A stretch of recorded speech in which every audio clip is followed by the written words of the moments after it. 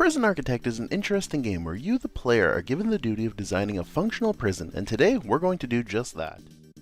The first step to any good prison is a good warden, and in this game we have several options to choose from, although the obvious option to pick is of course Big Boss, because why wouldn't you want the guy who has gone literally toe-to-toe with a Metal Gear and is also the father of Solid Snake?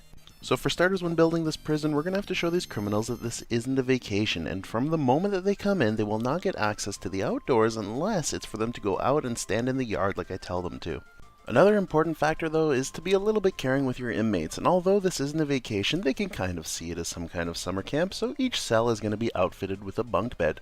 That way they can really get to know their cellmate and maybe make a long-lasting friendship while they're here. Unfortunately though, to maximize on space, we're going to have to make these cells rather small. Another thing to keep in mind is that crime never sleeps, and so why should our warden get to go home and go to sleep? That being said, our warden's job is to take care of this prison, so we're going to build a house on the prison ground so he can stay here and make sure we have the best prison possible. Prisoners also need to be reminded though that crime does not pay, so unfortunately we're going to have to make a few examples out of some of these inmates. See, as of now, no matter the severity of the crime that you commit in prison, such as bringing contraband or trying to escape, you'll be thrown into lockup, placed into Supermax, searched, and have your cell searched.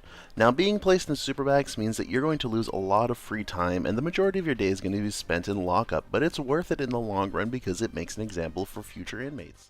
So, the initial plan didn't quite pan out, as now the majority of all inmates are in Supermax, and although we tried to emulate the summer camp vibes in the cells, they seem to be getting rather frustrated being locked in there all day long.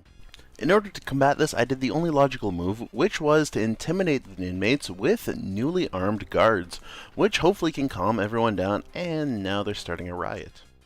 So if there's one thing this riot taught me is that we are severely lacking on security in this prison. So to make up for it, we've now set up cameras in every area to make sure we're always watching and that they know they're always being watched. That way they're not going to want to commit any crimes.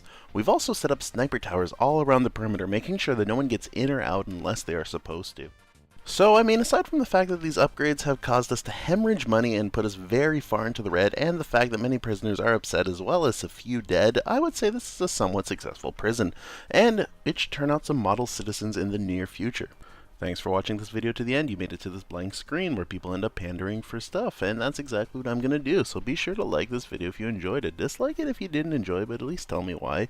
And if you want to, you can subscribe to see more content. I've also got other videos that you can click on and watch. And also, if you feel really cool, you could share it with people.